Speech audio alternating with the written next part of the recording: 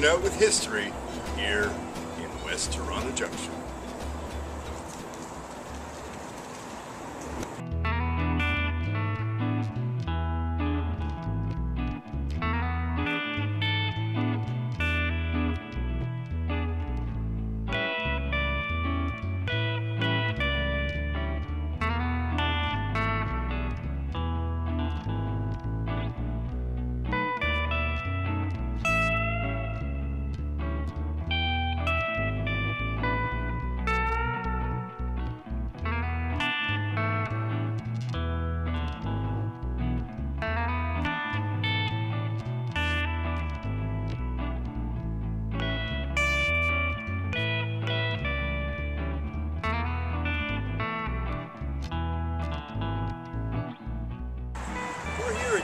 In Dundas Street West, what Junction journalist A.B. Rice called the heart of the Junction.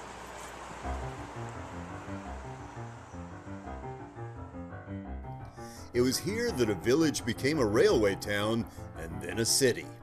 Then, as its champions will tell you, it joined Toronto and finally gave Toronto a bit of class.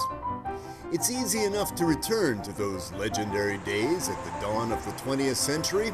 Just look across the street. There's the Campbell Block, where Junction College of Music students are tuning up their voices, violins, violas, guitars, mandolins, banjos, and pianos.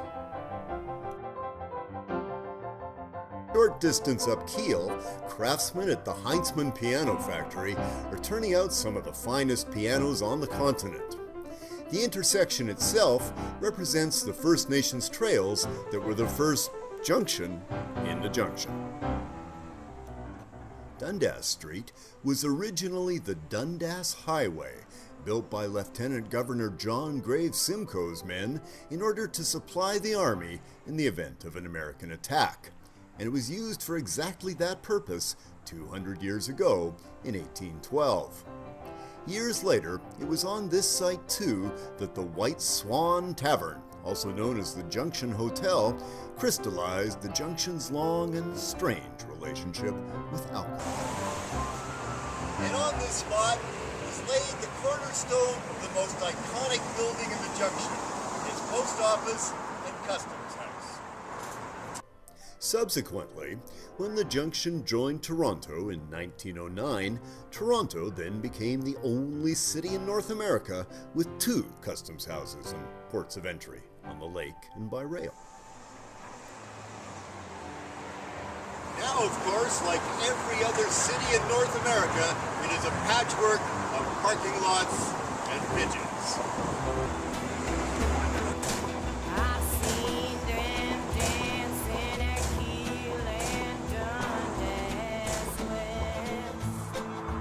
Junction, like Canada, was born of the railway.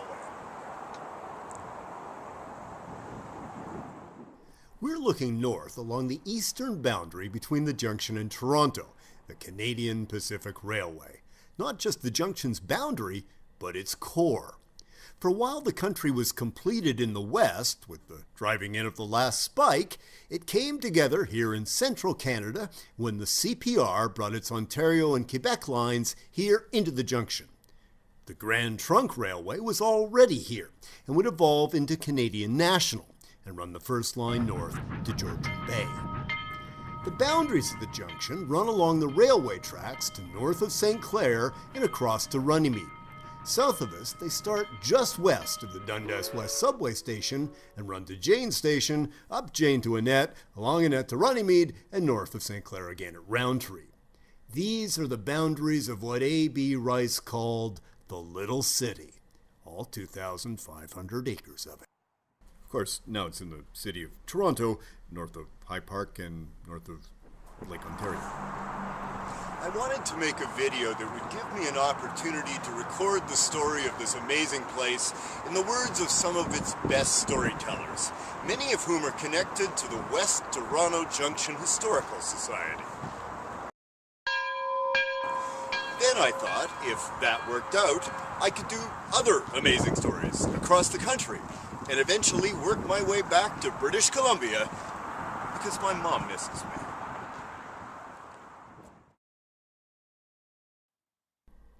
Meanwhile, back in the Junction, it's 1837. Well, you kind of have to imagine it. Before the railway, before there was even a village, it was a place to stop for ale and donuts on the Dundas Highway. Or if you're William Lyon Mackenzie and it's the Upper Canada Rebellion, a place to rob the Royal Mail. Chris, we'll try to put it in a bit of context.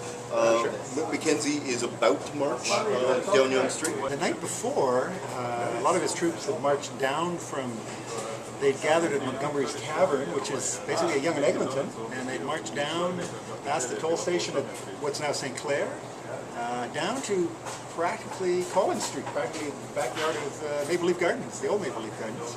And there they bumped into some of the loyalists, and they fired a bit at each other, and basically all retreated back again. So the first skirmish had been on a Tuesday. Right. Mackenzie thinks he's getting a lot of reinforcements coming in from the country.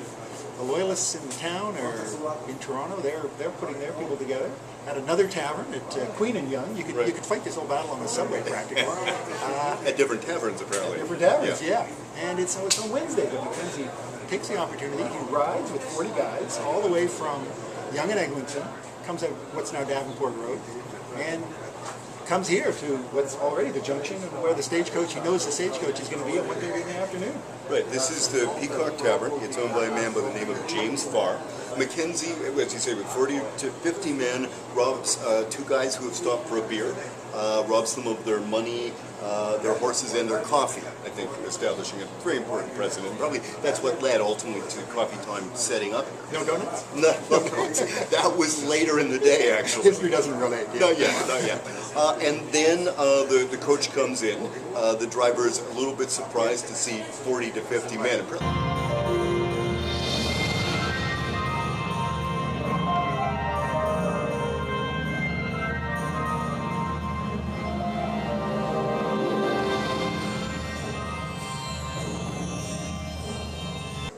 And then they rob the coach of money and valuables, and they take a woman's suitcase, I believe, which leads to the legend circulated by Tories at the time that they stripped her, and that Mackenzie apparently crossed the Niagara frontier disguised as a woman, presumably a woman with a fiery red wig,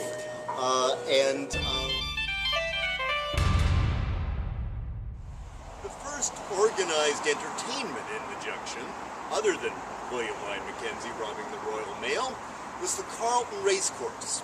In 1857, lawyer W.G. Keel laid out the Carleton racetrack on his 200 acres south of Dundas on the 4th concession. In 1860, the first ever running of the Queen's Plate was held on the Carleton Racecourse.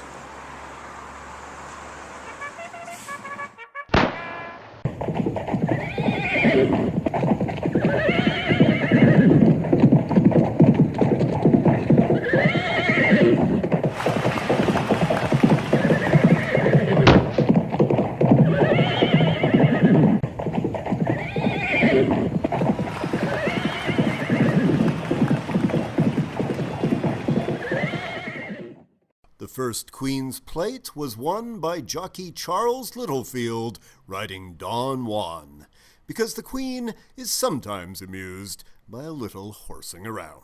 Well, that's all the time we've got for this segment of Hanging Out with History, Flipside of the Junction. But there's lots more story to tell, including the night they closed the bars and 10,000 people surged into the Junction for one last drink, and how the bars were replaced with theaters. We'll meet some of the legends of the Junction in the Boom Times Cabaret historical talk show. We'll thrill to their exploits in the graphic novel series Justice in the Junction, The Life and Times of Josiah Royce, and in the comic book Minerva Reed about the Junction's crusading woman doctor. And we'll enjoy the music of Samantha Martin and the Haggard, composer Isaias Garcia's Junction Suite, and some fine blues by Bob Hutton. We'll see you on the flip side.